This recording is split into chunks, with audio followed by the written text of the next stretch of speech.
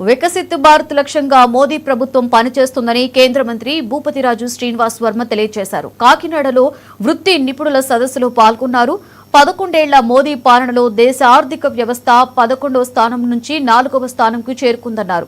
అభివృద్ధి సంక్షేమానికి చిరునామాగా కేంద్ర ప్రభుత్వం పనిచేస్తుందన్నారు. ఈ సందర్భంగా 11 ఏళ్ల మోదీ పాలన చిత్రాల ప్రదర్శనను కేంద్ర మంత్రి శ్రీనివాస్ వర్మ ప్రారంభించారు.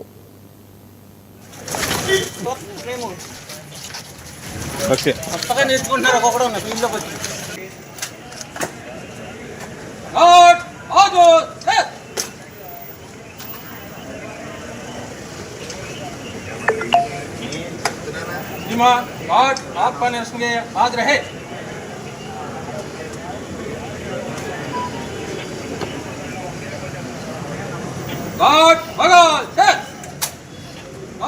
सेंटर बाकी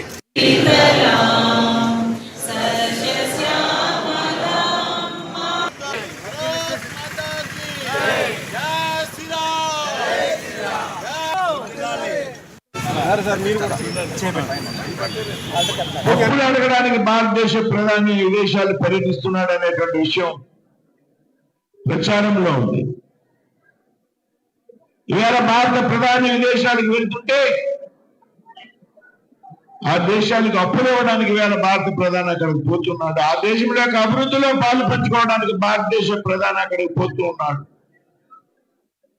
భారతదేశ ప్రధాని విదేశాలకు వెళ్తుంటే ఇవాళ అక్కడ ఉన్నటువంటి ప్రోటోకాల్ నిబంధనలు సైతం పక్కన పెట్టి ఆ దేశం యొక్క అధినేతలు విమానాశ్రయానికి వెళ్లి భారత ప్రధానిని స్వాగతించేటువంటి పరిస్థితి, ఆ దేశంలో ఉన్నటువంటి భారతీయులు కూడా తలెత్తుకుని తిరిగేటువంటి పరిస్థితి ఇవాళ భారతదేశంలో సాధ్యం కానిది లేదు.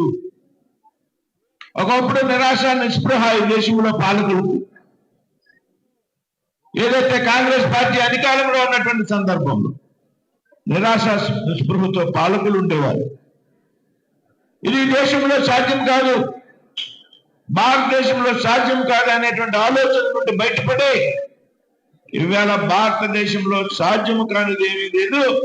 భారతదేశంలో బలమైనటువంటి దేశం, భారతదేశానికి అన్ని సాధ్యమైనటువంటి ఒక అభిప్రాయాన్ని ప్రపంచంలో కలిగించినటువంటి వ్యక్తి నరేంద్ర మోడీ గారు అనేటువంటి విషయాన్ని సందర్భంగా చెప్తూ, రక్షణ వ్యవస్థలో ఇవాళ భారతదేశం బలంగా ఉంది. దాదాపు 23,000 కోట్లు ఎగుమతులు రక్షణ రంగంలో ఇవాళ భారతదేశం చేసింది. ఒకప్పుడు దిగుమతుల మీద ఆధారపడినటువంటి భారతదేశం